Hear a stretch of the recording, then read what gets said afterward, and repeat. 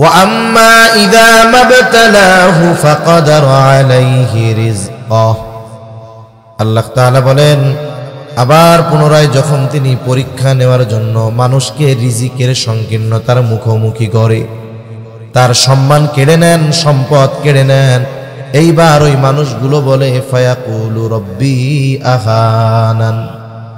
এই যে সে রিজিক সংকীর্ণতার মধ্যে পড়লো, আল্লাহ তাআলাকে দোষারোপ করে। কি বলে? মুফাসসিরিন কেরাম বলেন সে মূলত আল্লাহর ব্যাপারে অভিযোগ দায়ের করে, বলে আমি সম্মান সম্পদের উপযুক্ত ছিলাম, কিন্তু আল্লাহ তাআলা আমাকে সম্মান সম্পদ দান করে নাই। বলে আমি এগুলোর উপযুক্ত ছিলাম, কিন্তু এগুলো আমারে দেয় নাই। কে? আল্লাহ দেয় নাই।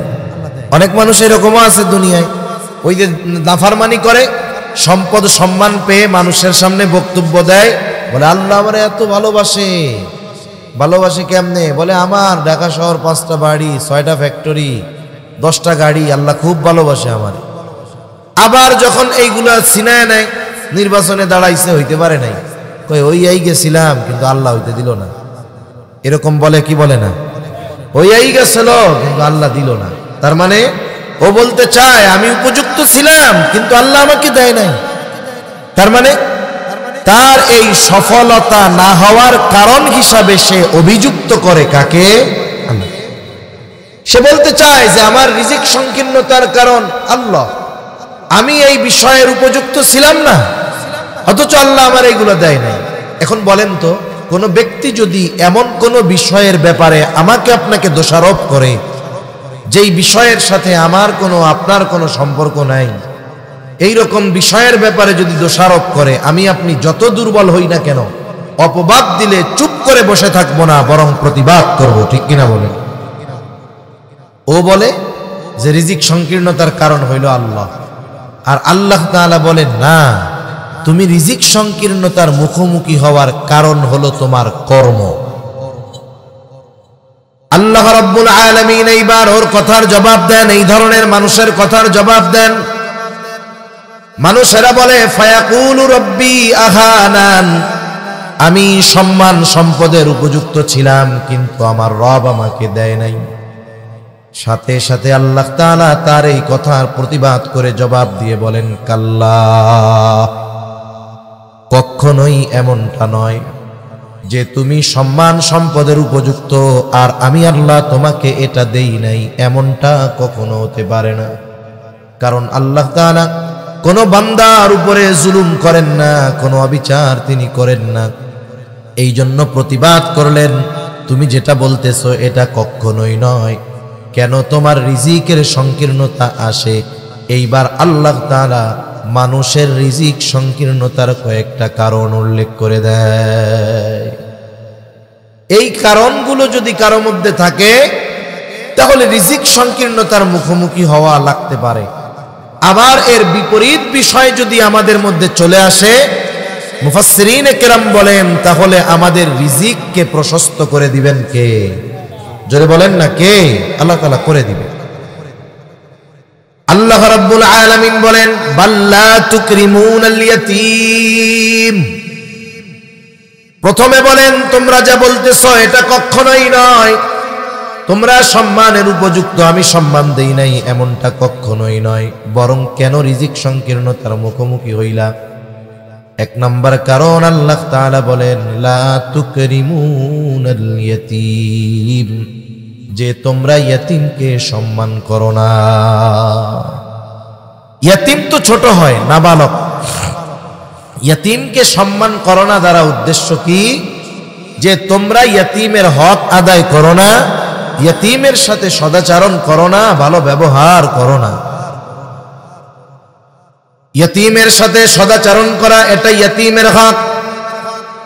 প্রত্যেকটা ইয়াতীম আমার আপনার কাছে ভালো ব্যবহার এটা তার হক। সাধারণত ইয়াতীমও দুই শ্রেণীর হয়। এক ধরনের ইয়াতীম, তার বাবা তার জন্য অঢেল সম্পদ রেখে গেছে, টাকা পয়সার মালিক। আর এক ধরনের ইয়াতীম, সে হলো গরিব ইয়াতীম, টাকা পয়সা নাই। ইয়াতীম ধনী হোক আর গরিব হোক, উভয় ইয়াতীমের সাথে সদাচরণ করতে হবে, ভালো ব্যবহার করতে হবে।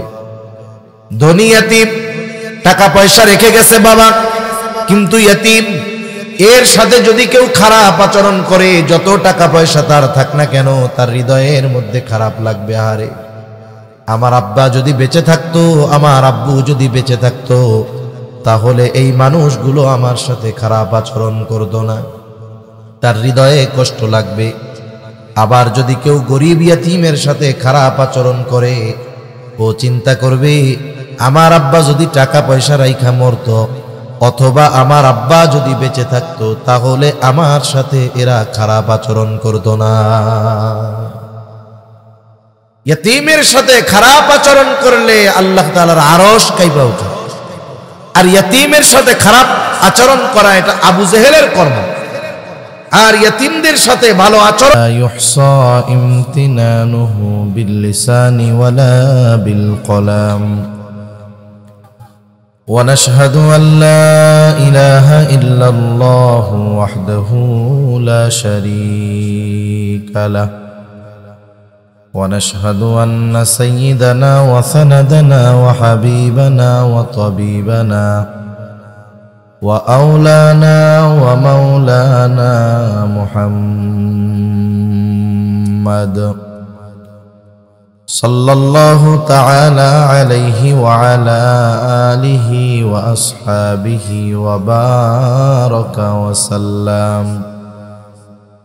وبارك وسلم تسليما كثيرا كثيرا. أما بعد فأعوذ بالله من الشيطان الرجيم. بسم الله الرحمن الرحيم.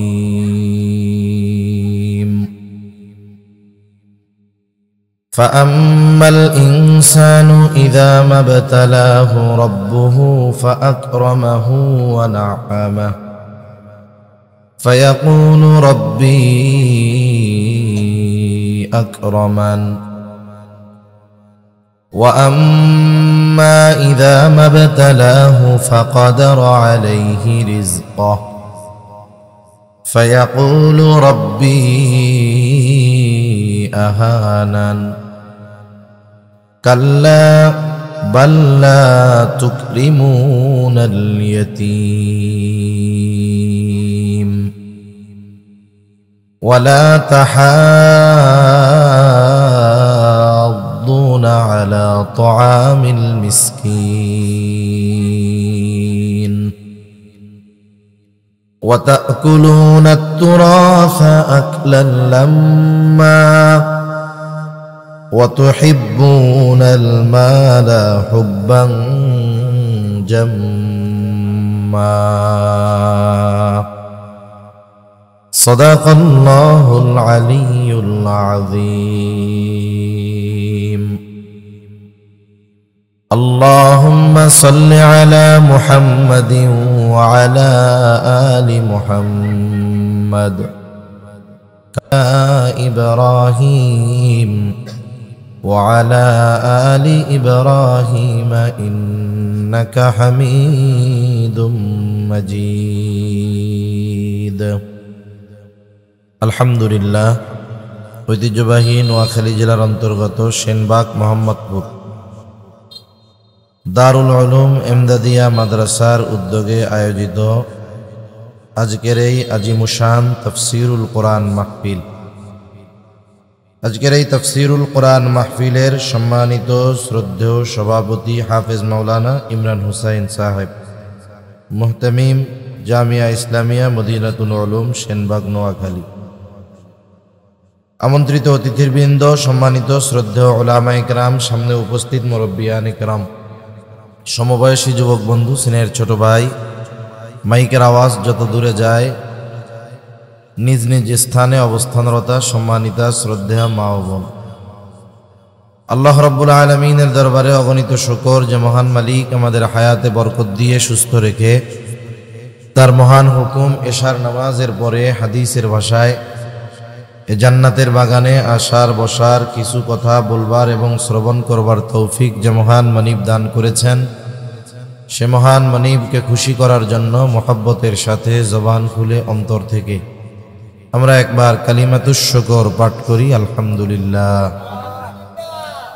অগণিত দুরূদ ও সালাম সৈয়দুল আম্বিয়া, আশরাফুল আম্বিয়া, খাতামুল আম্বিয়া, ইমামুল মুরসালিন, রহমাতুল লিল আলামিন মুহাম্মাদুর রাসূলুল্লাহ সাল্লাল্লাহু আলাইহি ওয়াসাল্লামের উপর। আমি আপনাদের খেদমতে পবিত্র কোরআনুল কারীমের সূরাতুল ফজর থেকে কয়েকটা আয়াত তিলাওয়াত করেছি। আল্লাহ তাআলার কাছে তৌফিক চাই, আল্লাহ তাআলা কিছু কথা বলার তৌফিক দান করেন, যে কথাগুলো আমাদের সবার দুনিয়া এবং আখিরাতের জন্য কল্যাণকর হয়। সকলে বলি আমিন। এই দ্বীনি মাহফিলগুলো আল্লাহ তাআলার পক্ষ থেকে আমাদের জন্য নেয়ামত। এই পৃথিবীর অনেক দেশ আছে যেগুলো ইসলামিক কান্ট্রি, মুসলিম দেশ, মুসলিম সংখ্যাগরিষ্ঠ দেশ, কিন্তু ওই সমস্ত জায়গায় এভাবে প্রকাশ্যে মাঠে দ্বীনি মাহফিলের বা এই ধরনের কোনো মজলিসের আয়োজন করা যায় না। ভারতীয় উপমহাদেশের মুসলমানদের জন্য এটা বড় একটা নেয়ামত যে তারা যে কোনো জায়গায় দ্বীনের কথা বলতে পারে, দ্বীনের কথা আলোচনা করতে পারে, শ্রবণ করতে পারে। এজন্য আমাদেরও উচিত, যদি কর্মব্যস্ততা না থাকে তাহলে এই ধরনের মাহফিলগুলোয় আসা বসা। হয়তো আসলো বসলো, সবাই আমল হয়তো কথাগুলোর উপরে করবে না, কিন্তু বসার কারণে নিঃসন্দেহে সে কিছু বিনিময় আল্লাহ তাআলার পক্ষ থেকে পাবে, এ ব্যাপারে কোনো সন্দেহ নাই। এই দ্বীনি মজলিসগুলোর ব্যাপারে হাদিসের মধ্যে আসছে, রাসূলুল্লাহ সাল্লাল্লাহু আলাইহি ওয়াসাল্লাম জানিয়ে দেন, এই দুনিয়াতে একদল ফেরেশতাকে আল্লাহ তাআলা এই কারণেই নিযুক্ত করে রেখেছেন যে তারা গোটা পৃথিবী ব্যাপী ছড়িয়ে ছিটিয়ে আছে, ঘুরতে থাকে আর দেখতে থাকে কোথায় এই ধরনের দ্বীনি হালকা, দ্বীনি মজলিস কায়েম হয়, হোক খোলা জায়গায়, হোক মসজিদে, হোক কারো বাসায়, অথবা যে কোনো জায়গায়। এই ধরনের দ্বীনি মজলিস তারা যেখানেই দেখে, সাথে সাথে ওই মজলিসের চারদিক দিয়ে তারা দাঁড়িয়ে যায়। সুবহানাল্লাহ। দুনিয়াতে দ্বীনি মাহফিলগুলোর ভিতরে অনেক সময় দেখবেন, যদি কোনো বড় ব্যক্তিত্বের আগমন ঘটে, ওই শ্রোতাদের মধ্যে ছদ্মবেশে গোয়েন্দা থাকে, এনএসআই এর লোক থাকে, ডিজিএফআই এর লোক থাকে, প্রশাসনের লোক থাকে। আর আল্লাহ সুবহানাহু ওয়া তাআলা এই ধরনের মাহফিলগুলোর মধ্যে তার বাহিনী ফেরেশতাদেরকে আল্লাহ তাআলা পাঠায় দেন। তারা এসে চারদিকে দাঁড়িয়ে যায়, তারা দেখে যে কারা আছে। আল্লাহ সুবহানাহু ওয়া তাআলার সাথে তাদের কথোপকথন হয়। দাঁড়িয়ে যায় কেমনে? যে চতুর্দিকে তো তারা দাঁড়ায়, একজনের কাঁধের উপরে আর একজন দাঁড়াতে থাকে। দাঁড়াতে দাঁড়াতে এই মজলিসের চতুর্দিক বেষ্টনী দিয়ে উঁচু হতে হতে একেবারে আসমান পর্যন্ত তারা চলে যায়। সুবহানাল্লাহ। এই মধ্যবর্তী জায়গাটাতে আমরা এখন আছি। আমাদের চোখ নাই, নজর নাই, দেখার বা দেখানোর মতো যোগ্যতা নাই, তাই দেখতেছি না। কিন্তু রাসূল সাল্লাল্লাহু আলাইহি ওয়াসাল্লাম বলেছেন আসে, ফেরেশতা যে আসে, এ ব্যাপারে কোনো সন্দেহ আছে? সন্দেহ নেই। আল্লাহ তাআলার সাথে কথোপকথন হয়। কি ব্যাপার? এই বান্দারা কি চায়, উদ্দেশ্য কি তাদের? আসলে এই দুনিয়ায় একজন মুমিনের মূল উদ্দেশ্য হলো জান্নাত পাওয়া, জাহান্নাম থেকে বাঁচা, ঠিক না? বলে তারা জান্নাত চায়, জাহান্নাম থেকে বাঁচতে চায়। আপনি রবের সন্তুষ্টি তারা অর্জন করতে চায়। আল্লাহ তাআলা বলে আমাকে দেখছে? না, দেখে নাই। জান্নাত দেখেছে? না, দেখে নাই। জাহান্নাম দেখছে? বলে না আল্লাহ, তাও তো দেখে নাই। বলে আমাকে না দেখে, জান্নাত না দেখে, জাহান্নাম না দেখে, তারা যেহেতু জান্নাত চায়, জাহান্নাম থেকে বাঁচতে চায়, আমি আল্লাহকে চাই, তোমরা সাক্ষী থাকো, এখানে যারা আসছে আমি তাদের সবার গুনাহগুলো মাফ করে দিলাম। মুহাদ্দিসিনে কেরাম বলেন সগীরা গুনাহ মাফ হয়। এখন এই মজলিসে সবাই তো আর ওই নিয়তে আসে না, সবাই ওই নিয়তে আসে না যে আমরা জান্নাত চাই, জাহান্নাম থেকে বাঁচতে চাই, আল্লাহ তাআলাকে চাই। এখন বলে আল্লাহ, সবাই তো এই নিয়তে আসে নাই, অন্যান্য কিছু মানুষ তো আসছে এমনিই আসছে, কোনো নিয়ত তাদের নাই। হয়তো চিন্তা করে বসছে, একটু বসি, ভালো লাগলে বসবো, নাইলে চলে যাব, শুনতে মজা লাগলে শুনবো, না হলে চলে যাব। আল্লাহ তাআলা বলেন, ওই মজলিসে যে যেই নিয়তেই আসুক না কেন, যেই এসেছে বসেছে তার গুনাহগুলোও মাফ। সুবহানাল্লাহ। এজন্য এগুলো বরকতময় মজলিস। আবার কি হবে, বসার দ্বারা লাভ কি হবে? আমল করতে পারলে তো লাভ, না করতে পারলেও লাভ আছে না নাই? আছে। আমল করতে পারলে তো লাভ আরো বেশি। আবার কি, কিয়ামতের দিন মানুষের ব্যাপারে 4 ধরনের সাক্ষী আল্লাহ তাআলার সামনে দাঁড়িয়ে যাবে। কয় ধরনের সাক্ষী?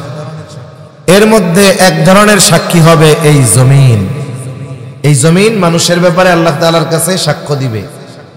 আল্লাহ তাআলা জমিনের কাছে, জমিনের উপরে সংগঠিত, আল্লাহ তাআলার কাছে সে তার উপরে সংগঠিত সব ধরনের পাপাচার, অনাচার, ভালো কাজ, মন্দ কাজ সবগুলোর ব্যাপারে আল্লাহ তাআলাকে জানিয়ে দিবে। জমিনের কোন জায়গায় কে বসে ভালো কাজ করছে আল্লাহর কাছে বলবে, কে দাঁড়িয়ে ভালো কাজ করেছে বলে দিবে, কে বসে মন্দ কাজ করেছে বলে দিবে। তাহলে আমি আপনি যদি আমার আপনার জীবনের কিছু সময় জমিনের উপরে বসে ভালো কাজে অতিবাহিত করতে পারি, তাহলে আশা করা যায় এই জমিন কিয়ামতের দিন আমার আপনার পক্ষে এই ভালো কাজের সাক্ষ্যটা দিতেও পারে। ঠিক কিনা বলেন? কারণ আল্লাহ তাআলা তো তার মুমিন বান্দা যারা কিয়ামতের দিন, তাদেরকে মাফ করার জন্য বাহানা তালাশ করতে থাকবে। আল্লাহ তাআলা বান্দাকে মাফ করার জন্য কি তালাশ করবে? বাহানা। কেমনে মাফ করা যায়? আমরা যেমন দুনিয়ায় অনেকে বাহানা তালাশ করে শাস্তি দেয়, আল্লাহ তাআলা কিয়ামতের দিন বান্দাকে মাফ করার জন্য বাহানা তালাশ করবে। এত দয়া মায়া বান্দার উপরে আল্লাহ তাআলার। ওই দিন যদি আল্লাহ তাআলা চায় যে হ্যাঁ, দারুল উলুম এমদাদিয়া মাদ্রাসার মাহফিলে আমার বান্দা জমিনের উপরে বসছিল, জমিন বলে হ্যাঁ আল্লাহ আমার উপরে বৈশা কিছু দ্বীনি কথা শুনছিল, আল্লাহ তাআলা চাইলে এই ওসিলায় মাফ করে দিতে পারেন কি পারেন না? আল্লাহর কি দয়া মায়া কম নাকি? কত বেশি আল্লাহর দয়া। قال رسول الله صلى الله عليه وسلم إن لله 100 رحمة أنزل منها رحمة واحدة بين الجن والإنس والبهائم والهوام। আবু হুরায়রা রাদিয়াল্লাহু তাআলা আনহু থেকে বর্ণিত, রাসূলুল্লাহ সাল্লাল্লাহু আলাইহি ওয়াসাল্লাম বলেন, আল্লাহ তাআলার কাছে 100 রহমত রয়েছে, 100 রহমত।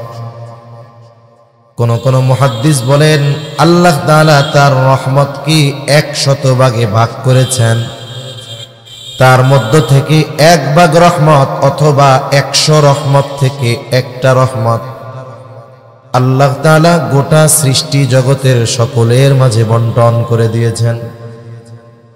ওই 1 ভাগ থেকে কিছু অংশ আমার আপনার নবী পেয়েছে, ওই 1 ভাগ থেকে গোটা সৃষ্টিকুলের সব সৃষ্টি মায়া, দয়া, মোহাব্বত, ভালোবাসা পেয়েছে। জঙ্গলের হিংস্র প্রাণী তারও কিন্তু তার সন্তানদের জন্য, বাচ্চাদের জন্য মায়া, মোহাব্বত, ভালোবাসা আছে না নাই?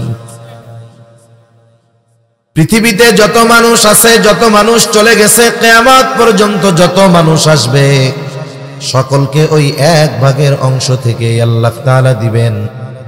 আমার আপনার নবীজিও ওই 1 ভাগের একটা অংশ পেয়েছেন। ওই 1 ভাগের কিছু অংশ পেয়ে উম্মতের প্রতি তার কত মায়া, কত দয়া। সাথে সাথে হিংস্র সাপ বলেন, বিচ্ছু বলেন, বাঘ বলেন, ভাল্লুক বলেন, আমাদের সমাজে যেই নিকৃষ্ট প্রাণী কুকুর তাও বলেন, ওই কুকুরের অন্তরেও আল্লাহ তাআলা ওই 1 ভাগ থেকে কিছু মোহাব্বত ঢেলে দিয়েছে। তাহলে গোটা সৃষ্টি জগতের জন্য আল্লাহ তাআলা দিলেন 1 ভাগ, আল্লাহ তাআলার কাছে আছে বাকি 99 ভাগ। এত দয়া, এত মায়া আল্লাহ তাআলা নিজের কাছে সংরক্ষণ কেন করে রাখছে? নবীজি বলেন, আখরাল্লাহু লাহু 99 রাহমা ইয়াগফিরু বিহি ইবাদাহু ইয়াউমাল কিয়ামাহ। আল্লাহ তাআলা কিয়ামতের দিন বাকি 99 ভাগ রহমত দিয়ে, মায়া দিয়ে তার গুনাহগার বান্দাদেরকে মাফ করে জান্নাত দিয়ে দিবে। ওই রহমত দ্বারা আল্লাহ তাআলা তার বান্দাদের মাফ করবে। এজন্য আমাদের উচিত হলো, যখন আমরা কোনো ভালো কাজের সুযোগ পাবো ছাড়ব না। ভালো কাজ যত ছোট হোক ছাড়ব না, মন্দ কাজ যত ছোট হোক করব না। বলেন, ভালো কাজ যত ছোট হোক ছাড়ব না, ভালো কাজ যত ছোট হোক ছাড়ব না, মন্দ কাজ যত ছোট হোক করব না। কেন? কারণ হলো, কিয়ামতের দিন তো আল্লাহ তাআলা মানুষকে দুনিয়ার ছোট ছোট ভালো কাজের জন্য মাফ করে দিবে। প্রসিদ্ধ ঘটনা কম বেশি আমাদের সবার জানা আছে, এরপরেও একটু আলোচনা করি। রাসূল আকরাম সাল্লাল্লাহু আলাইহি ওয়াসাল্লাম এক দুশ্চরিত্রা নারীর ব্যাপারে বলেন। একজন ব্যভিচারিণী নারী, দুশ্চরিত্রা নারী, প্রচন্ড গরমের দিন রাস্তা দিয়ে হেঁটে যায়। একটা কুকুর পিপাসায় কুয়ার পাশে পিপাসায় কাতরাচ্ছে। আমাদের দেশে তো খাল বিল নদী নালা আছে, যেখানে সেখানে গিয়ে পানি পান করতে পারে, কিন্তু মরুভূমি, ওই জায়গায় তো নদী নাই, খাল নাই, পুকুর নাই। কিছু কিছু জায়গায় কুয়া আছে, কুয়া পানির কূপ। আবার কুকুরের এই অ্যাবিলিটি নাই, সামর্থ্য নাই, সে কুয়া থেকে পানি তুলে পান করবে। গরমে কুকুরের জিহ্বা বের হয়ে গেছে, কষ্ট হচ্ছে। এই দৃশ্যটা ওই দুশ্চরিত্রা নারী দেখতে পেল, কুকুরের প্রতি একটু মায়া হয়েছে। এইবার সে গিয়ে তার পায়ের মোজাটা খুলে দেখে বালতিও নাই, দড়ির সাথে বেঁধে কুয়ার মধ্যে ছেড়ে দিল। মোজাটা ভিজে গেল, কিছু পানি উঠে আসলো, ওইটাকে চিপড়িয়ে সে কুকুরকে পান করালো। নবীজি বলেন, এই দুশ্চরিত্রা নারীর এইটুকু ভালো কাজ আল্লাহ তাআলার কাছে পছন্দনীয় হয়ে গেছে। এই কারণে আল্লাহ তাআলা কিয়ামতের দিন ওই মহিলাকে মাফ করে দিবে। আবার নবীজি আরেকজনের ব্যাপারে বলেন, আরেক মহিলা, সে একটা বিড়ালকে বেঁধে রাখছে, খাইতেও দেয় না, ছেড়েও দেয় না। বাঁধা অবস্থায় বিড়ালটা ক্ষুধার্ত এক সময় মারা গেল। নবীজি বলেন, এই যে মহিলা বিড়ালকে কষ্ট দিয়েছে, খাবার দেয় নাই, মারা গেছে, এই কারণে আল্লাহ তাআলা কিয়ামতের দিন ওই মহিলাকে শাস্তি প্রদান করবে।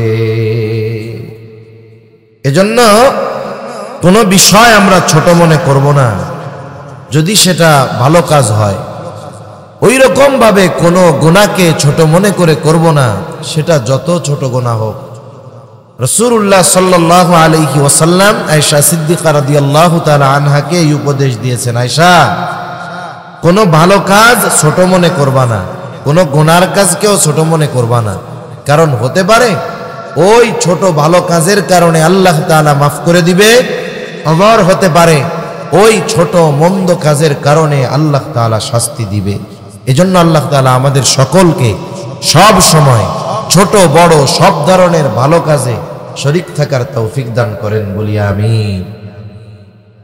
আমি যে আয়াতগুলো আপনাদের খেদমতে তিলাওয়াত করেছি, ওই আয়াতগুলোর আলোকে যদি আমরা আমল করতে পারি, তাহলে আমাদের দুনিয়ার লাভ আছে, আখিরাতের লাভ তো থাকলো।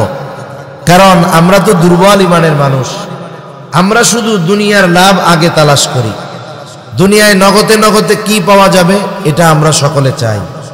আচ্ছা বলেন তো, এই দুনিয়াতে আমরা কি কেউ চাই যে আমাদের রিজিক সংকীর্ণতা দেখা দিক? এটা কি আমরা কেউ চাই? সবাই চাই যে আল্লাহ তাআলা আমাদেরকে বরকতময় প্রশস্ত রিজিক দান করেন। আরেকটা বিষয় হলো, পরিমাণের সাথে বরকতের কোনো সম্পর্ক নাই। কেউ যদি মনে করে বেশি মানেই মনে হয় বরকত, এমনটা নয়। বরং অল্প জিনিসের মধ্যে আল্লাহ তাআলা বরকত দিতে পারেন কি পারেন না? অল্প জিনিসের মধ্যে যদি আল্লাহ বরকত দেয়, ওইটা লাভবান। অনেক জিনিসের মধ্যে যদি বরকত না থাকে, তাহলে ওইটা বেশি হলেও কোনো লাভ নাই। এজন্য আমরা যদি বরকতময় রিজিক চাই, এই দুনিয়ায় রিজিক সংকীর্ণতার মুখোমুখি না হতে চাই, তাহলে কথাগুলো আমরা একটু খেয়াল দিয়ে শুনবো ইনশাআল্লাহ। এই আয়াতে আল্লাহ তাআলা প্রথমে যেই কথা আমাদেরকে জানিয়ে দিলেন, আয়াতগুলা যেখান থেকে তিলাওয়াত করেছি, আল্লাহ তাআলা প্রথমে জানালেন যে এই দুনিয়াতে কিছু মানুষ আছে যেই মানুষেরা সম্পদ সম্মানের মালিক হওয়াকে আল্লাহ তাআলার ভালোবাসার প্রমাণ হিসাবে মনে করে। তার মানে এই দুনিয়াতে যদি তার অনেক টাকা হয়, এই দুনিয়াতে তার যদি অনেক সম্মান হয়, সে মনে করে আল্লাহ মনে হয় তাকে অনেক ভালোবাসে। এরকম কিছু লোক আছে না? নামাজ কালাম পড়ে না, কিন্তু অনেক টাকার মালিক, অনেক সম্মানের মালিক। মনিটরের আওয়াজ বাড়ান। অনেক টাকার মালিক, অনেক সম্মানের মালিক, ও মনে করে আল্লাহ তাআলা মনে হয় ওকে খুব ভালোবাসে। মানুষের সামনে আইসা বলে, দেখ আল্লাহ আমারে কত ভালোবাসে, টাকা পয়সা ধন দৌলত দিছে আমারে। এখন বলেন তো, যদি সম্পদ, ক্ষমতা, পদ, পদবি ভালোবাসার প্রতীক হতো, তাহলে ফেরাউন আল্লাহ তাআলার মুহাব্বতের এক বান্দা হয়ে যাইত, ঠিক না? অথচ ফেরাউনের কত ক্ষমতা, কত পদ, কত বড় পদ ছিল, কত সম্মান ছিল, অথচ এই ফেরাউন কত ঘৃণার পাত্র, নমরুদ কত ঘৃণার পাত্র, হামান কত ঘৃণার পাত্র। মুসলিমদের কথা বাদ দেন, একজন অমুসলিমকেও যদি বলা হয় এক কাজ কর, তোর পোলার নাম নমরুদ রাখবি, মাসে তোরে 1000 টাকা করে দিব, মুসলিম তো বহুত পরের কথা, কোন অমুসলিম তার সন্তানের নাম ফেরাউন হামান রাখবে না। এত ঘৃণিত, অথচ কত ক্ষমতা ছিল।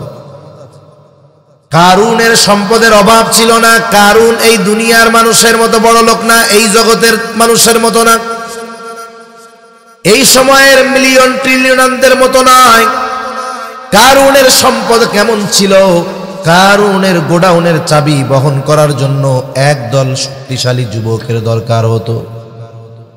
আমাদের এই দেশের মানুষের গোডাউনের মধ্যে চাউল থাকে, ডাউল থাকে, আটা থাকে, গম থাকে। কারুনের গোডাউনের মধ্যে চাউল ডাউল নয়, কারুনের গোডাউনগুলো স্বর্ণ দিয়ে ভরা ছিল। তাহলে কত সম্পদওয়ালা ছিল কারুন। আল্লাহ মনে হয় খুব ভালোবাসতো কারুনকে? ভালোবাসতো না। তাহলে সম্পদ, টাকা পয়সা, সম্মান, এটা আল্লাহ তাআলার পক্ষ থেকে গ্রহণযোগ্যতা, ভালোবাসার প্রতীক নয়, বরং আল্লাহ রব্বুল আলামিন মানুষকে এই দুনিয়ায় সম্পদ এবং সম্মান দেন মূলত পরীক্ষা করার জন্য। আল্লাহ তাআলা সেই কথাই বলেন, ফাআম্মাল ইনসানু ইযা মাবতালাহু রাব্বুহু ফাআকরামাহু ওয়া না'আমাহু ফায়াকুলু রাব্বি আকরামান। আল্লাহ তাআলা জানায় দেন, যখন মানুষের রব তাকে পরীক্ষা করার জন্য সম্পদ দেয়, ফাআকরামাহু ওয়া না'আমাহু, সম্মানিত করে তাকে নেয়ামত দেয়, তার মানে অনেক পদ পদবি দেয়, অনেক সম্পদ দেয়। এখন এই মানুষটা মনে করে আমার রব আমাকে মনে হয় খুব ভালোবাসে, এই জন্য এগুলো পাওয়ার পরে সে পরীক্ষা মনে করে না, বরং মানুষের সামনে বলতে থাকে ফায়াকুলু রাব্বি আকরামান, যে আমার রব আমাকে সম্মানিত করেছে। অথচ এগুলো তার জন্য আল্লাহ তাআলার পক্ষ থেকে পরীক্ষা। এই ব্যক্তি যখন আবার রিজিকের সংকীর্ণতার মুখোমুখি হয়, তার সম্পদ ছিনিয়ে নেওয়া হয়, সম্মান কেড়ে নেওয়া হয়, যখন দিয়েছিল আল্লাহ তখন বলে আল্লাহ আমাকে কত সম্মানিত করছে। আর যখন আল্লাহ পরীক্ষা, আল্লাহ তাআলা বলেন ওয়া আম্মা ইযা মাবতালাহু ফাকাদারা আলাইহি রিজকাহ। আল্লাহ তাআলা বলেন, আবার পুনরায় যখন তিনি পরীক্ষা নেওয়ার জন্য মানুষকে রিজিকের সংকীর্ণতার মুখোমুখি করে, তার সম্মান কেড়ে নেন, সম্পদ কেড়ে নেন, এইবার ওই মানুষগুলো বলে ফায়াকুলু রাব্বি আহানান। এই যে সে রিজিক সংকীর্ণতার মধ্যে পড়লো, আল্লাহ তাআলাকে দোষারোপ করে। কি বলে?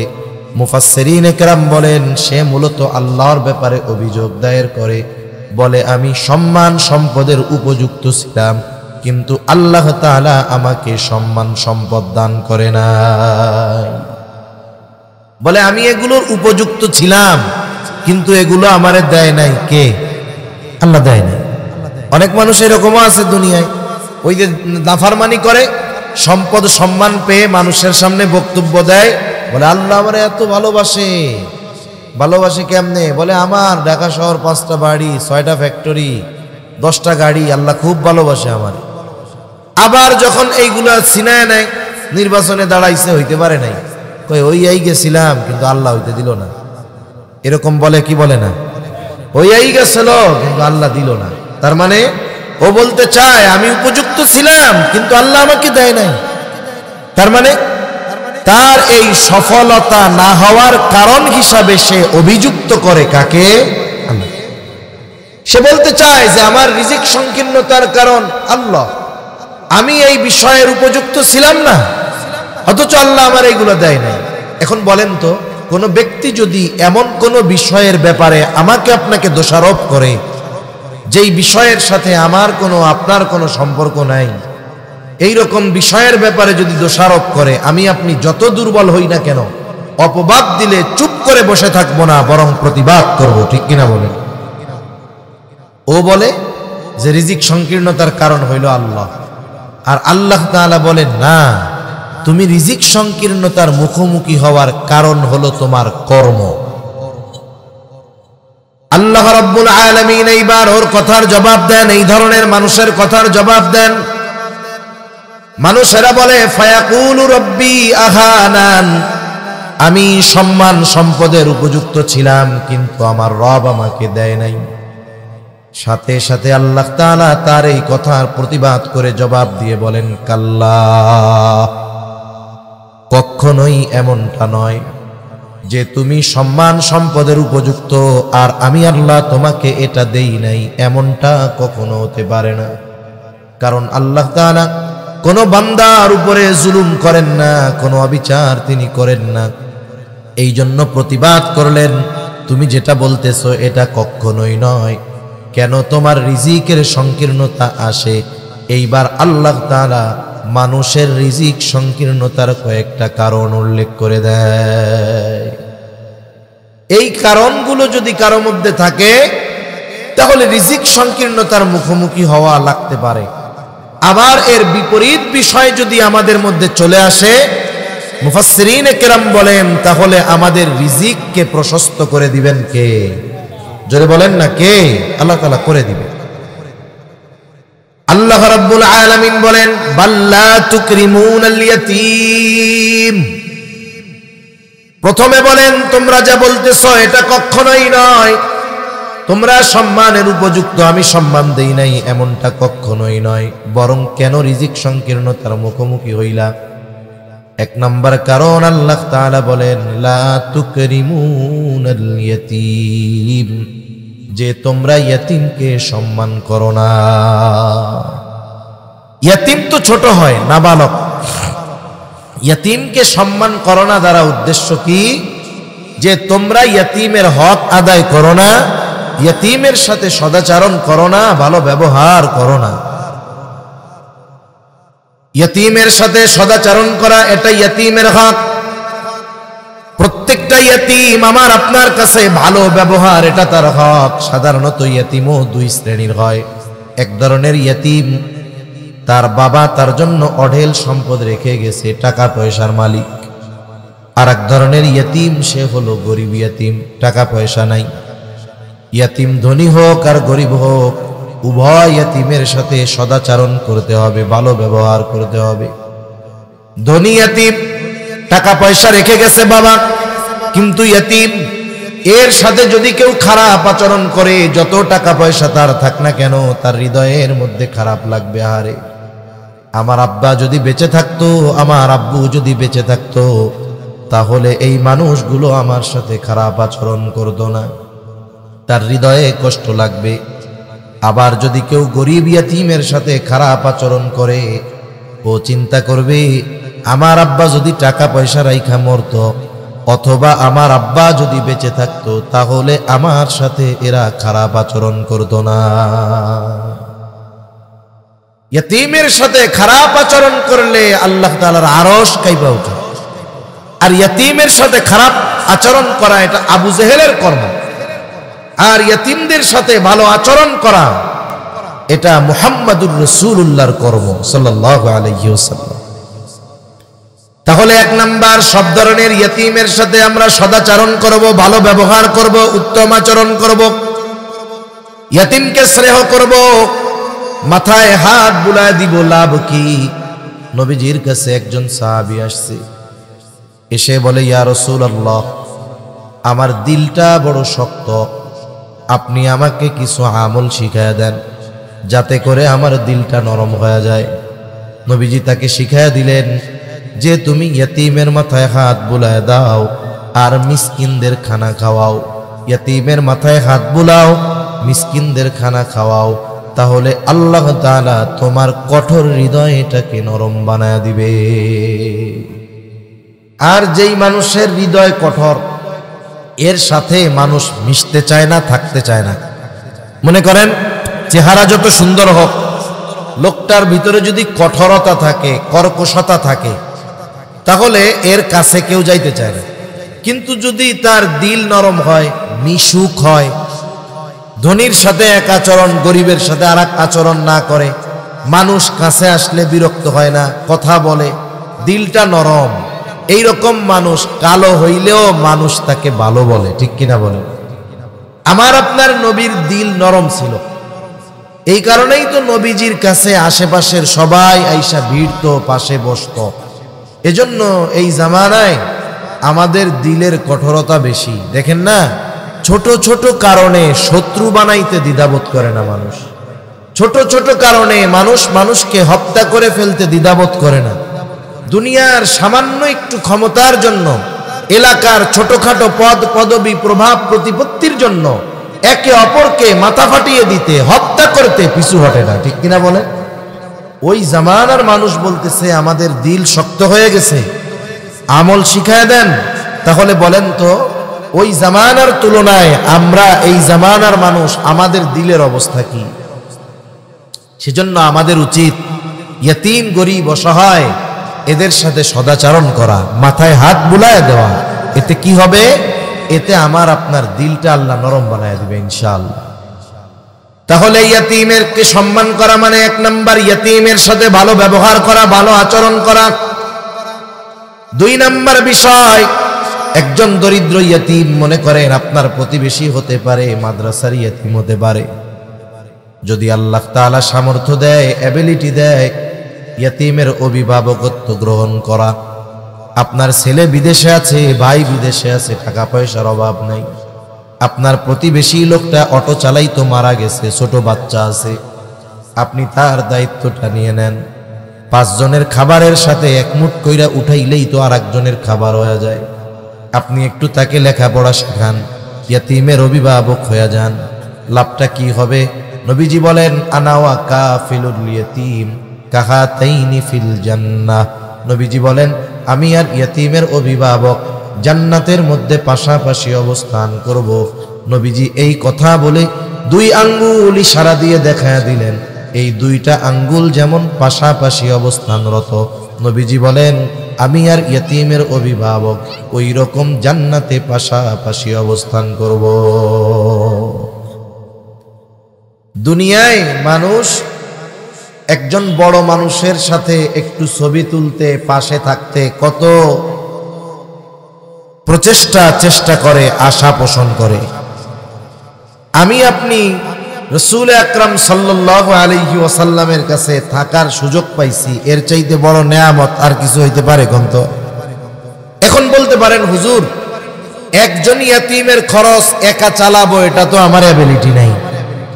আপনার একজনের পুরা খরচ চালানোর সামর্থ্য নাই, আপনি ওই ইয়াতিমের পোশাক 1 বছরে যা লাগে ওইটুকের দায়িত্ব নেন। মনে করেন মাদ্রাসায় গেলেন, ইয়াতিম আছে, হুজুরে বললেন, হুজুর আপনার মাদ্রাসার ইয়াতিম ছাত্র যে কোনো একজনের সারা বছরের পোশাক খরচটা আমি দিব, কয় সেটার জামা লাগবে, অথবা আমি তার তেল পানি যা লাগে দিব, ওষুধ যা লাগে দিব, স্যান্ডেল যে কয় জোড়া লাগে দিব। এইভাবে একটা অংশের দায়িত্ব নিয়ে অভিভাবক হন। হাদিসে আসছে, নবীজি বলেন মান বানা লিল্লাহি মাসজিদান বানাল্লাহু লাহু বাইতান ফিল জান্নাহ। নবীজি বলেন, মান বানা লিল্লাহি মাসজিদা, যে আল্লাহর সন্তুষ্টির জন্য মসজিদ বানাইলো তার লাভ কি? বলে বানাল্লাহু লাহু বাইতান ফিল জান্নাহ, আল্লাহ তাআলা তার জন্য জান্নাতে ঘর বানাবে। সুবহানাল্লাহ কয় না?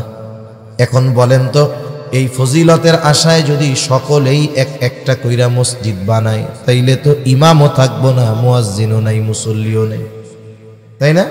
ও চিন্তা করছে এত বড় ফায়দা, তাইলে আমি আমার বাড়ি 200 ইট দিয়া ছোট্ট একটা মসজিদ বানাই। সবাই কয় আমিও বানাই। এখন সবাই যদি একটা মসজিদ বানায়, তাইলে তো আর ইমামও পাওয়া যাবে না, মুসল্লিও পাওয়া যাবে না, একাই পড়তে হবে। মুহাদ্দিসিনে কেরাম বলেন, উদ্দেশ্য হইল যে মসজিদ বানানোর কাজে অংশগ্রহণ করবে, যতটুকু সামর্থ্য ততটুকু দিয়ে তার জন্য আল্লাহ জান্নাতে ঘর বানাবে। সুবহানাল্লাহ। তাহলে মসজিদ বানানোর কাজে সামান্য অংশ থাকলেও, শরীক থাকলেও যদি জান্নাতে ঘর পাওয়া যায়, যেই লোকটার পরিপূর্ণ একটা ইয়তীমের অভিভাবকত্ব নেওয়ার সামর্থ্য নাই, সে যদি ইয়তীমের একটা বিষয়ের দায়িত্ব নেয়, আশা করা যায় আল্লাহ তাআলা জান্নাতে নবীর সাথে তাকে থাকার সুযোগ করে দিবে ইনশাআল্লাহ। নবীর সাথে জান্নাতে থাকতে পারার সুখবর সাহাবায়ে কেরামের কাছে সবচেয়ে বড় আনন্দের ছিল। হযরত আনাস রাদিয়াল্লাহু তাআলা আনহু বলেন, একদিন এক গ্রাম্য সাহাবী নবীজির কাছে আসছে। নবীজি আরেকজনের সাথে কথা বলতেছে। আদব হলো, যখন কেউ কারো সাথে কথা বলে, কথার মধ্যে কথা জিজ্ঞাসা না করা। গ্রামের মানুষ সহজ সরল বুঝে না। নবীজি ওই ব্যক্তির সাথে কথা বলতেছে, সে তাড়াহুড়ো করে নবীজির কাছে গিয়া বলে, ইয়া রাসূলুল্লাহি মাতাস সাআহ, হে আল্লাহর রাসূল, কিয়ামত কখন হবে? নবীজি কিছু বলেন না। লোকটা দাঁড়িয়ে আছে, অপেক্ষা করতেছে।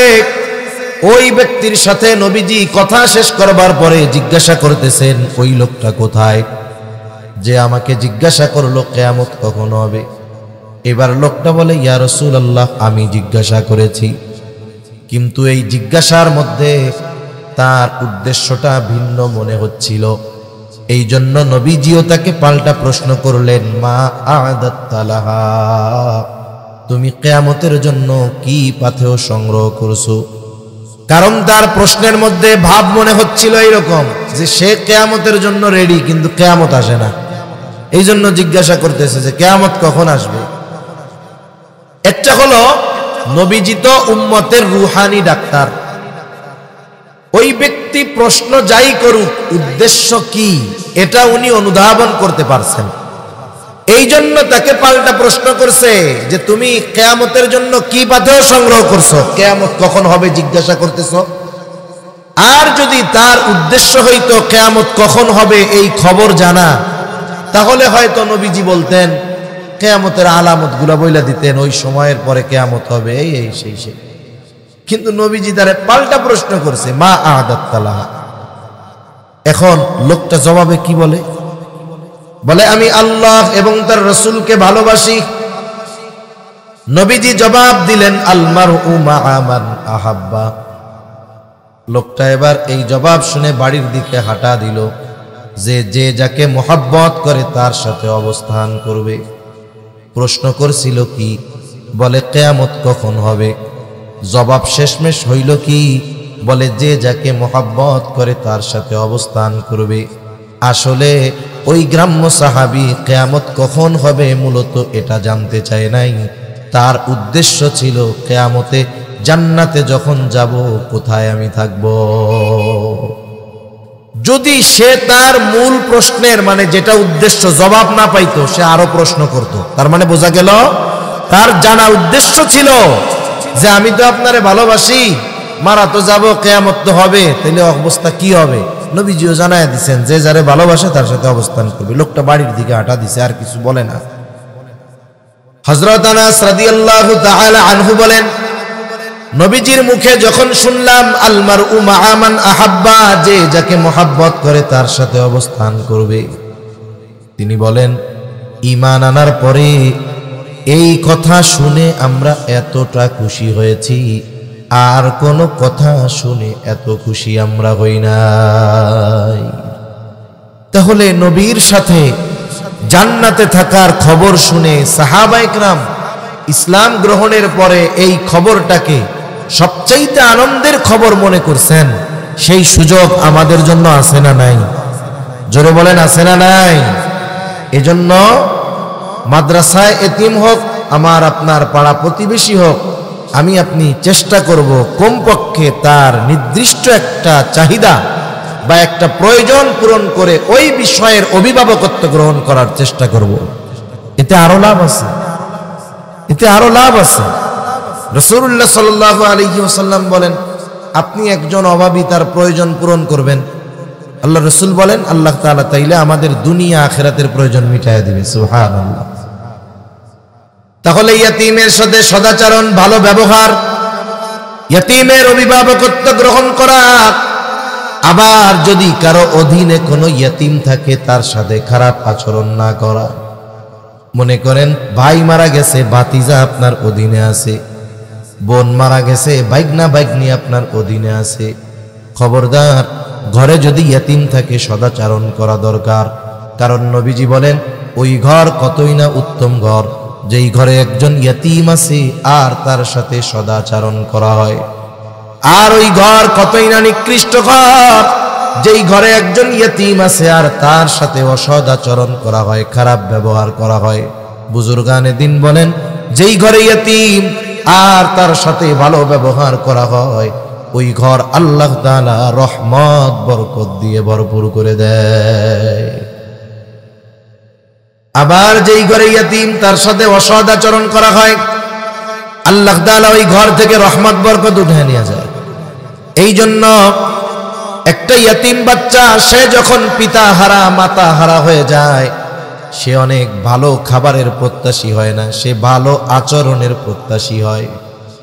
এই জন্য আব্দুল মুত্তালিব যখন দুনিয়া থেকে চলে যাবে, আব্দুল মুত্তালিব হলো আমার আপনার নবীর অভিভাবক, দাদা, বয়স নবীর 8-এর কোঠায়।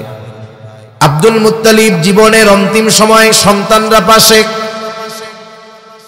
আব্দুল মুত্তালিব আমার আপনার নবীর অভিভাবকত্ব আবু তালেবের উপরে চাপায়া দিলেন। কিন্তু ইতিহাস বলে ওই সময় আব্দুল মুত্তালিবের যত সন্তান ছিল সবাই নবীজিকে অনেক অনেক ভালোবাসতো, কিন্তু সবার বেশি ভালোবাসার মধ্যে আবু তালেব বেশি ভালো নবীজিকে বাসতো। কিন্তু আবু তালেব অন্যান্য ভাইদের তুলনায় সবচাইতে বেশি গরিব ছিল। আব্দুল মুত্তালিব ধনী সন্তানের কাছে আমার আপনার নবীকে রেখে যান নাই, বরং সবচাইতে গরিব তবে বেশি ভালোবাসে এই সন্তান আবু তালেবকে আমার আপনার নবীর দায়িত্ব তিনি বুঝাইয়া দিলেন। আব্দুল মুত্তালিব বুঝতে পারছে যে ভালো খাওয়া ভালো পড়া এর দ্বারা ইয়তীম খুশি হয় না, বরং ওরে আপনি পান্তা ভাত খাওয়ান, ভর্তা ডাল খাওয়ান, কিন্তু ওরে একটু মাথায় হাত বুলায় দিবেন, একটু আদর করবেন, এতে ও বেশি খুশি হয়। ঠিক কিনা বলেন? এজন্য আব্দুল মুত্তালিবের অন্যান্য ধনী সন্তানদের কাছে আমার আপনার নবীকে আব্দুল মুত্তালিব দিয়া যায় নাই। বিষয়টা এমন না যে অন্যান্য চাচারা ভালোবাসতো না, তারাও সর্বোচ্চ ভালোবাসতো, কিন্তু সবার চাইতে বেশি আব্দুল মুত্তালিবের সন্তান আবু তালেব আমার আপনার নবীরে বেশি ভালোবাসতো, কিন্তু গরিব বেশি আবু তালেব। আর মরার সময় ওসিয়ত করেছে আব্দুল মুত্তালিব তুমি এখন থেকে মুহাম্মাদের অভিভাবক। সুবহানাল্লাহ। এজন্য ঘরে যদি এতিম থাকে, আত্মীয় স্বজন হতে পারে, অনাত্মীয় হতে পারে, ইয়তীম যদি থাকে আমরা তাদের সাথে ভালো আচরণ করলে তাদের যত লাভ তার চাইতে আমাদের বেশি লাভ। ঠিক কিনা বলেন? আবার অনেক মানুষ আছে ইয়তীমের অভিভাবক। অভিভাবক বলতে শুধু যে তাকে খাওয়াবে পড়াবে এমনটা নয়, বরং সে বালেগ হওয়া পর্যন্ত তার সম্পদগুলাও রক্ষণাবেক্ষণের দায়িত্ব তার। ছোট মানুষ কিছু চিনে না, বুঝে না, কিন্তু অনেক মানুষ আছে, অনেক চাচা আছে, আত্মীয় আছে, এই ইয়তীম বাচ্চা ছোট, এই সুযোগ গ্রহণ করে ইয়তীমের সম্পদ ভক্ষণ করে ফেলে। আছে না এরকম আল্লাহর ওলি? অনেক আছে। ভাই মরছে, বেজার হওয়ার চাইতে খুশি বেশি হয়েছে। চিন্তা করে একবারে সেনবাগ চৌরাস্তার মোড়ে আমার বাপের জমি যেটা 3 শতক 4 শতক, আমরা ভাই দুইটা, ওই ভাই বাইসা থাকলে তো তোমাকে 2 ভাগ হইতো, 2 শতক কইরা হয়ে যাইতো, বাড়ি টাড়ি করা যাইতো না। এখন ভালোই হইছে, বাতিজারে বুস্টুস দিয়া অন্য জায়গা থেকে একটু জমি দিয়ে 4 শতকে সুন্দর করে 7 তলা ফাউন্ডেশন দিয়ে বাড়ি উঠাবো, 2 তলায় মার্কেট হবে, আর 5 তলা ভাড়া দিয়ে বসে বসে আমিও খাবো, আমার বাচ্চারাও খাবে। এরকম লোক আছে না নাই? ও চিন্তা করতেছে এই সম্পদ দ্বারা আমার অগ্রগতি উন্নতি হবে। স্বাভাবিকভাবে অন্য মানুষের হক মেরে খাওয়া এটা জঘন্য পাপ, আল্লাহ তাআলা মানা করছে। আল্লাহ বলে তাকুলু আমওয়ালাকুম বাইনাকুম বিল বাতিল, অন্যায়ভাবে তোমরা কারো সম্পদ ভক্ষণ করো না। অনেক সময় আমাদের অঞ্চলগুলোতেও হয়, অনেকে বিভিন্ন সিস্টেমে অন্যের জমির মধ্যে দখল দেয়। এই যে কাজগুলো করে এটা বড় অন্যায়।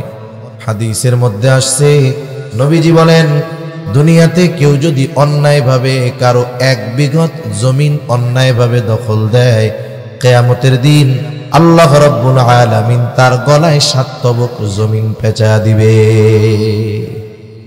এজন্য সাধারণভাবে কারো হক আমরা মাইরা খাবো না, সে যে হয় হোক। ইয়তীমের সম্পদের ব্যাপারে আল্লাহ তাআলা আরো হুঁশিয়ারি করেন। ইয়তীমের সম্পদকে আল্লাহ তাআলা আগুন বলে অভিহিত করেছেন।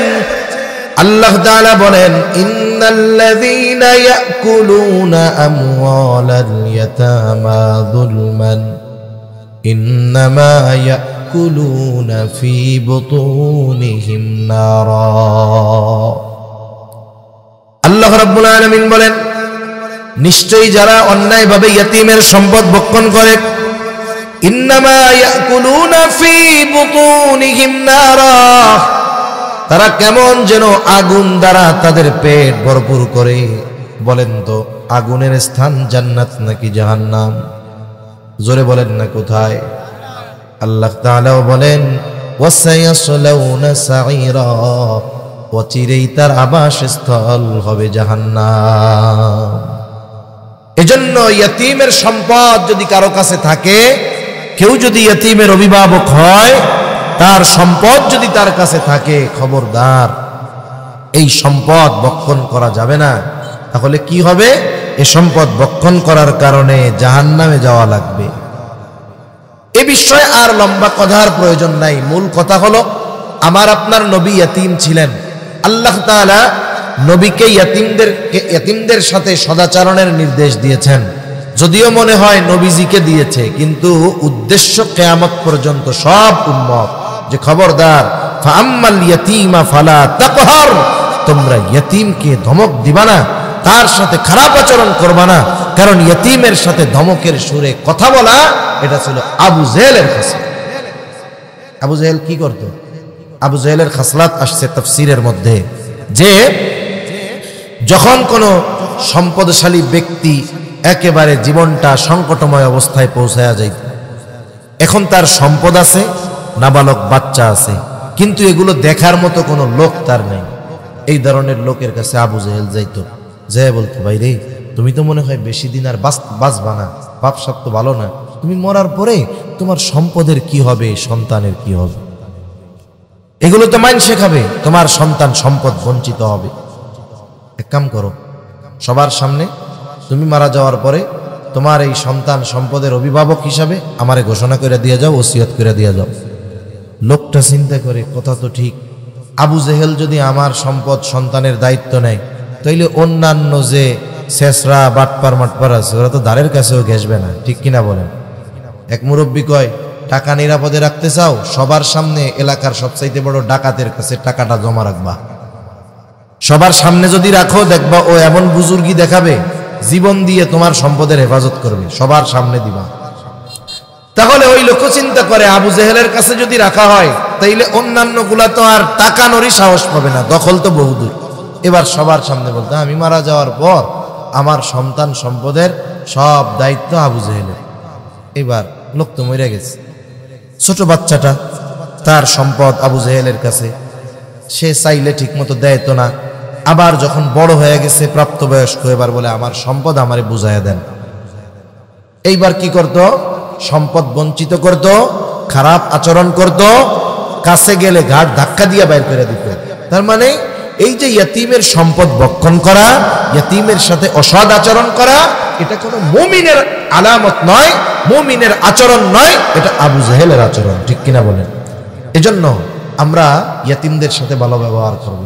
আমরা অনেক সময় গরিব হইলে ইয়তিম মানুষ, পোলাপান বাপ মা বাইসা আছে, দুইজনে মিলা মেহনত করে মানুষ বানাইতে পারে না, দুষ্টু হয়ে যায়। আর ওর বাপও নাই মাও নাই, ও একটু চঞ্চল দুষ্টু হতে পারে। এই কারণে অনেক সময় আমরা তাদের জন্য কষ্টদায়ক শব্দ ব্যবহার করি। এ ধরনের কোনো কথা বলবো না যাতে একটা ইয়তিম কষ্ট পায়। তাহলে আল্লাহ তাআলা 1 নাম্বার বললেন, তোমাদের রিজিক সংকীর্ণতার 1 নাম্বার কারণ তোমরা ইয়তিমকে সম্মান করো না, তার মানে ইয়তিমের হক আদায় করো না। 2 নাম্বার আল্লাহ তাআলা বলেন, ওয়ালা তাহাদ্দুনা আলা তুআমিল মিসকিন। আল্লাহ তাআলা এখানে বলতেছেন যে তোমরা মিসকিনদেরকে খানা প্রদানে উৎসাহ দাও না। এখানে দ্বিতীয় বিষয় উল্লেখ করার দ্বারা প্রথম বিষয় এর মধ্যে এমনিতেই পাওয়া যায়। মূল কথা কি? যে তোমরা নিজেরা ইয়তিমদেরকে, মিসকিনদের খানা দাও না, অপরকেও খানা প্রদানে উৎসাহ দাও না। এখন বলেন, যে নিজে খাওয়ায় না সে কি আরেকজনকে বলবে যে তুমি খাওয়াও? বলবে না, স্বাভাবিক বিষয়। তার মানে সে অপরকেও নিরুৎসাহিত করে, নিজেও আবার উৎসাহী না, খানা খাওয়ায় না মিসকিনদের।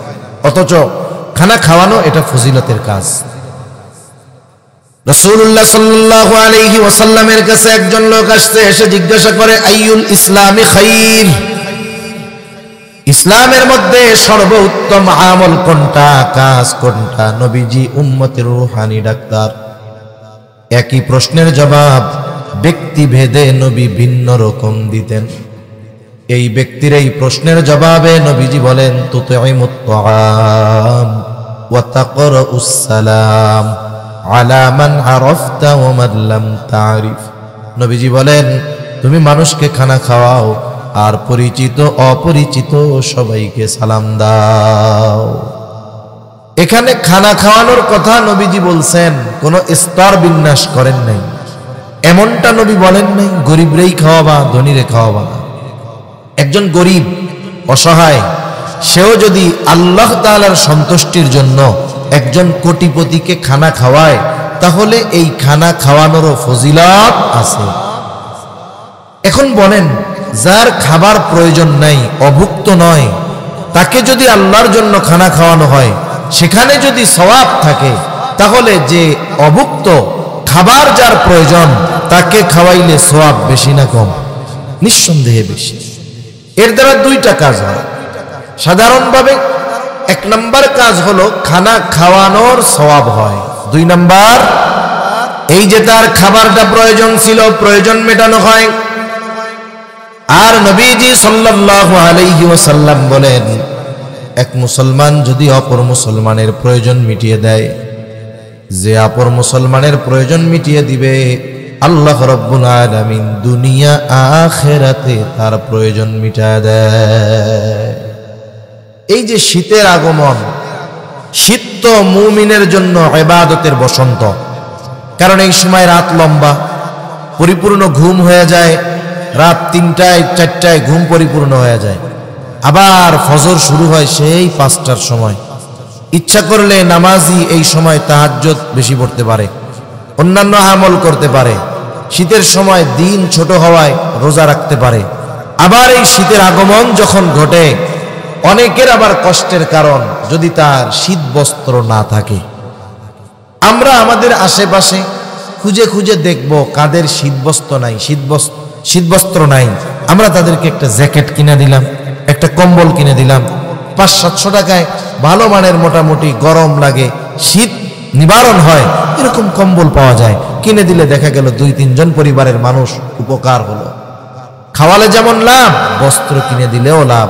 হাদিসের মধ্যে আসছে, নবীজি বলেন, কেউ যদি বস্ত্রহীন কোনো মুমিনকে বস্ত্র কিনে দেয়, তাহলে সে ওই যে বস্ত্র পরিধান করাইলো বস্ত্রহীনকে, কি হবে? বলে কিয়ামতের দিন আল্লাহ তাআলা তাকে জান্নাতের সবুজ পোশাক পরিধান করাইয়া দিবে। তাহলে আমরা বস্ত্রহীন যারা তাদের বস্ত্র দিব, অন্নহীন যারা মিসকিন তাদেরকে আমরা খানা খাওয়াবো। খানা খাওয়ালে লাভ কেন? বলে একে তার প্রয়োজন মেটানো হবে, দ্বিতীয়ত খানা খাওয়াইলেই তো লাভ আছে। আবার যদি এই মিসকিন অভুক্ত আমার আপনার প্রতিবেশী হয়, তাহলে খানা খাওয়ানোটা ঈমানের সাথে সম্পৃক্ত বিষয়। কারণ নবীজি সাল্লাল্লাহু আলাইহি ওয়াসাল্লাম বলেন, ওই ব্যক্তি মুমিন নয় যে নিজে পেট পুরে খায়, তার প্রতিবেশী অভুক্ত থাকে। এজন্য আমি আপনি ভালো মন্দ খাই, কিন্তু আমার আপনার প্রতিবেশীর দিকে খেয়াল করা দরকার। হাদিসের মধ্যে আসছে, নবীজি বলেন, তোমরা তোমাদের তরকারির মধ্যে ঝোলের পরিমাণ বাড়িয়ে দাও। কেন?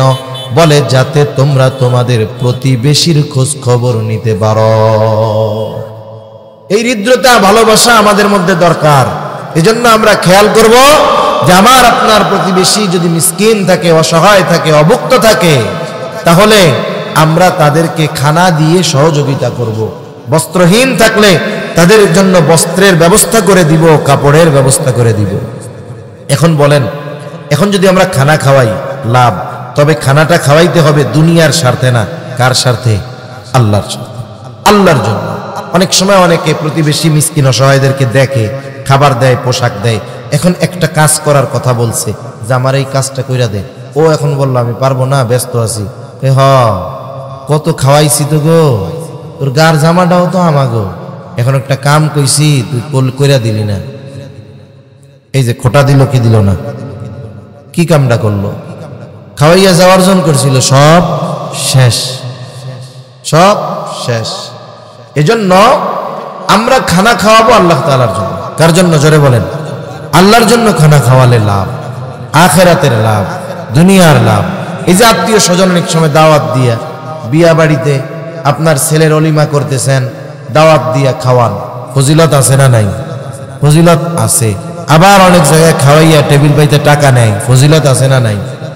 এই কাম আসেনি আপনাকে? ওইদিকে ফজিলত আছে না নাই? কেন নাই? কিছু কয় না, ওই টাকা তো আছে, আছে আছে, নগদ নগদ টিয়া কেন? হায় হায়, আমরা খানা খাওয়াবো কার জন্য? যারেই খাওয়াই, ধনীরে খাওয়াই, দরিদ্ররে খাওয়াই, আত্মীয় স্বজনকে খাওয়াই, যাকেই খাওয়াই, প্রতিদানের আশায় খাওয়াবো না। কার জন্য? সাহাবায়ে কেরাম আল্লাহর জন্য খানা খাওয়াইতেন। আল্লাহ তাআলা কোরআনুল কারীমের মধ্যে জানায় দেন তারা কি জন্য খানা খাওয়ায়। বলে, ইন্নামা নুতঈমুকুম লিওয়াজহিল্লাহি লা নুরিদু মিনকুম জাযাআও ওয়ালা শুকুরা। তারা কি বলে? বলে ইন্নামা নুতঈমুকুম লিওয়াজহিল্লাহ, তোমাদের আমরা খানা খাওয়াইছি আল্লাহর জন্য। যেহেতু আল্লাহ তাআলার জন্য খানা খাওয়াইছি, লা নুরিদু মিনকুম জাযাআ, তোমাদের কাছে আমরা কোনো প্রতিদান চাই না, টাকা পয়সা চাই না, কিছুই চাই না। ওয়ালা শুকুরা, প্রতিদান বহুদূর। এই খানা খেয়ে তোমরা আমাদেরকে ধন্যবাদ দাও, আমাদের কৃতজ্ঞতা প্রকাশ করো, এটাও চাই না। কারণ খানা খাওয়াইছি আল্লাহ তাআলার জন্য, প্রতিদান তিনি আমাদেরকে দিবে। অনেক সময় মানুষ আছে না যে উপকার করছে, উপকার করে পরে আবার বলে, দেখ লোকটা রে, এত উপকার করলাম, ধন্যবাদও দিল না। এই যে ধন্যবাদের আশা করা, চলে আসতো, আচ্ছা, ধন্যবাদও দিল না, এরকম বলে কি বলে না? তার মানে সে এই ভালো কাজের প্রশংসা আশা করে। আমরা মানুষকে যদি খানা খাওয়াই